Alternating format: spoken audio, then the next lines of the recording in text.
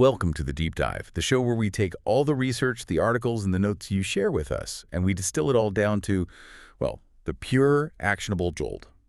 Today, we're doing a deep dive into the world of sustainable home care. We're calling this one Heat, Sweat, and Laundry: How to Keep Clothes Fresh Without Harsh Chemicals. It's all based on the principles of The Truth Clean by Roobi, really focusing on healthier ways to care for our clothes and our environment.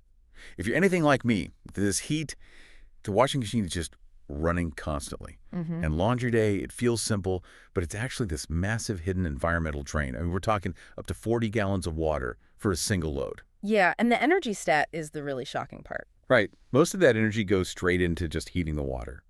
So our goal today, with all the great sources you sent, is to pull out the absolute best hacks for keeping things fresh, especially when you're washing all the time, but without relying on, harsh chemicals. We're going to cover what actually makes a detergent eco-friendly, why cold water is basically a game changer for your energy bill, and some simple drying techniques that save you money and protect your clothes. And that protection piece is just so important for your clothes, yes, but also for the planet. What's so fascinating is that conventional detergents, the very things meant to clean, can leave behind a totally different kind of mess. What do you mean by that? Well, chemical residue on your skin, polluted waterways, microplastics. We have to look at what we're putting into the machine if we want to protect what's outside of it. It's time to change that whole approach, and it really starts with the ingredients. Okay, let's start right there then. Section 1, the chemical conundrum.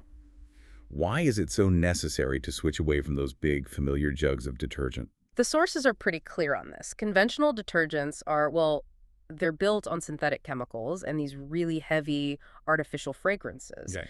And this doesn't just result in the plastic waste we all see, it actively pollutes. A lot of those ingredients they aren't designed to break down. And the risks aren't just, theoretical. I was pretty shocked by some of the details in the source material. You should be. The sources point out that certain conventional detergents have been flagged and in places like New York actually banned because they contained cancer-causing substances. Wow. Yeah, the big one highlighted is 1,4-formordioxane. It's a byproduct of making certain surfactants, which are the cleaning agents, and it can contaminate waterways. It's a recognized carcinogen. The fact that it was found in a product we use on our clothes every day is a huge wake-up call. That's incredible.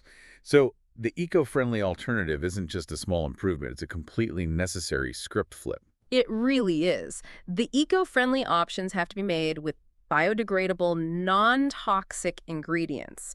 So they're safer for your skin, which is critical if you have sensitivities, and much gentler on the environment.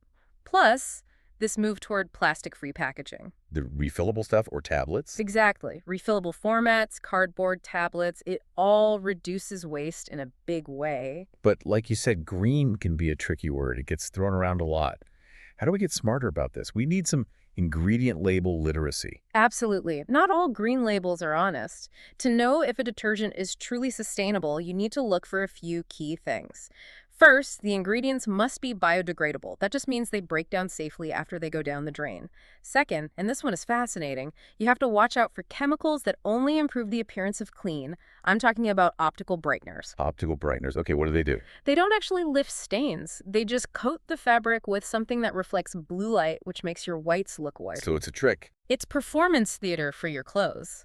And those chemicals are known to harm aquatic life. So if it's not really cleaning and it's polluting the water, that's an immediate no. Precisely. You also want to avoid artificial fragrances and dyes common skin irritants. Instead, look for plant-based surfactants. So those are the actual cleaning agents. That's the part that breaks down the oil and grime. You want them to come from renewable sources like coconut or corn, not from non-renewable fossil fuel-based petrochemicals. Okay, let's make this even simpler. Give us a quick red flag checklist. If you see these on the label, stop. Yes. The sources point to 3 big ones. First, sodium lauryl sulfate, or SLS. It's a powerful cleaner, but it's harsh on skin and really harmful to aquatic ecosystems. Okay, SLS, what's next? Phthalates. These are sneaky. They're often hidden in those heavy synthetic fragrances to make the scent last longer. They're linked to various health risks, and if you just see the word fragrance, phthalates could be hiding in there. And the last one. And finally, we're back to non-renewable petrochemicals. Just fossil fuel-derived ingredients. Using them goes against the entire goal of cleaning sustainably. It's all about transparency. That helps so much. So once we've read the label and found a good cleaner, the next step is getting the machine ready. This brings us to section 2, prepping, powering down, and maximizing the wash cycle. And this is a really crucial step because if you've been using conventional detergents for years, your machine is probably coated in residue. Right, so the new, gentler stuff won't work as well. Exactly. The chemical coating has to go. So it's like a detox for your washer. Tip 1 is to prep it. Run an empty hot cycle with 1 cup of white vinegar. That heat and acid just flushes out all that old detergent gunk and artificial fragrance. But then you might run into the hard water challenge. A lot of people have hard water, and those minerals can make it tough for eco-friendly detergents to work well. That's right. The minerals kind of get in the way of the detergent's ability to create suds and break down dirt. You might think your new detergent isn't working because you don't see all that foam you're used to. So what's tip number 2? How do we adjust for that? Use simple household staples, a half cup of baking soda right in the wash, or a splash of vinegar in the rinse cycle. The baking soda is a great water softener, and it boosts cleaning power without any harsh chemicals. Okay, that's easy. And just a quick note on that transition period. Don't worry if your clothes feel a little different at first. The sources say this is normal. Your fabrics are just shedding all those chemical coatings. It takes a few cycles to get back to their natural state. Now that the machine is ready, let's talk about the single easiest, most impactful change you can make. This is where it gets really interesting. Washing on cold. This is it. This is the low-effort, high-impact climate action we should all be taking. It's the fastest way to conserve energy. The savings sound great, but I know people listening, especially if they're washing sweaty gym clothes, are probably wondering, does cold water actually clean as well? That's a totally fair question. And the science is now firmly on the side of cold water.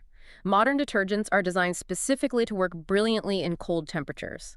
The need for heat is really a holdover from old formulas. Okay, so prove it with the numbers. Let's do it. About 75% of the total energy used in a laundry load goes into heating the water. So by just switching that dial to cold, you're cutting out 3/4 of your energy use right there. That is massive. How does that translate into, actual money? Well, according to Consumer Reports, just switching to cold could save you at least $60 a year on your utility bills.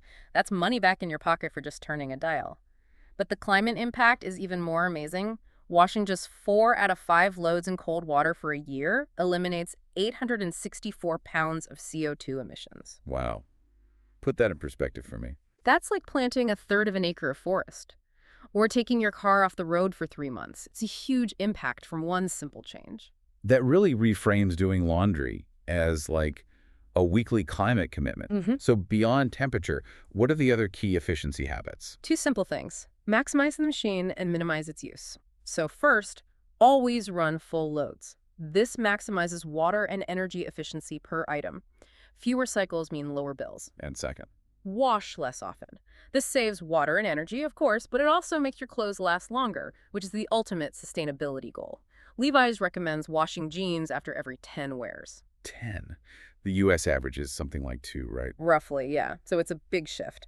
But less friction means the clothes last longer. I think I need to try the 10-use rule. Aw. This leads us right into section 3, protecting clothes and the planet, the finishing touches. Because making clothes last is just so important. Exactly. We focus so much on production, but proper care is just as vital. First, you have to actually learn what those care symbols on the tags mean. They're your guide to not damaging your clothes. The square with the circle means it's safe for the dryer. If there's an X through it, don't do it. It saves you the heartbreak and the cash of replacing something you ruined. For sure. And for delicate things like workout gear, there's a simple solution. The Delicates bag. The low-tech hero. It's such a basic thing, but it minimizes friction and makes those items last so much longer. Okay, let's shift to a more modern problem tied to those synthetic fabrics. Microplastic shedding. This is a huge issue now. The sources on this are alarming. Microfibers, these tiny plastic strands from fabrics like polyester, account for up to 35% of all plastic pollution in the oceans. 35%. From our laundry. Yeah, marine life mistakes them for food, and it works its way up the entire food chain. So what's the immediate solution? Use a microfiber catcher. There are specialized wash bags designed to trap those tiny fibers before they can even enter the wastewater system. It's a really essential step. And once the wash is done, we have to think about drying. The clothes dryer is one of the biggest energy consumers in the house. So the finishing touch should be? Hang dry whenever possible. Air drying, even just part of your load, can cut electricity use by hundreds of kilowatt hours a year. That means lower bills, a smaller carbon footprint, and clothes that last way longer. And what about dryer sheets? We spend all this time avoiding chemicals, and then we throw a sheet full of fragrances right back in. Exactly. Ditch the dryer sheets. Switch to natural wool dryer balls instead. This is a great hack. They cut drying time by 10 to 25%, and they soften clothes naturally. Okay, we've covered a lot. Let's wrap this section with those crucial but often forgotten maintenance tips. Right. It's so basic, but it's vital. First, clean the lint trap after every single load. A block trap makes the dryer work harder and longer. And it's a safety issue, too. A huge one. Which brings us to the second part. Clean the dryer vent duct. Skipping this significantly raises the risk of a dryer-related fire. The sources recommend doing it every couple of years.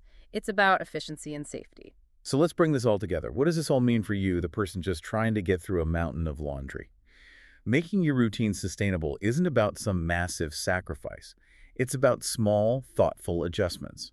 The key shifts are switching to natural detergents, washing on cold, and embracing air drying and full loads. These habits protect the planet, they save you money, and they keep your clothes in great shape. Just remember the power of cold water and those red flag ingredients to avoid SLS, phthalates, petrochemicals. And as we wrap up, let's connect this to one final provocative thought that builds on this idea of hidden pollutants. Okay. We spent a lot of time talking about harsh chemicals and microfibers, Yeah. but let's consider the next frontier of this. Polyvinyl alcohol, or PVA. PVA, what is that? It's a water-soluble polymer. It's the clear film that holds laundry pods and tablets together. It's designed to just dissolve.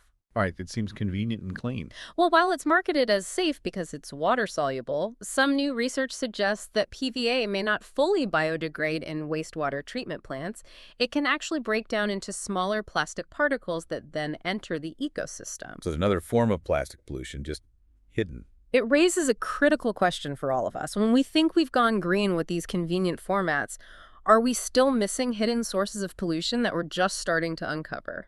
It's a call for continuous critical thinking about what truly biodegrades. Start with your next load, keep reading those labels, and stay curious about what exactly is dissolving in your machine.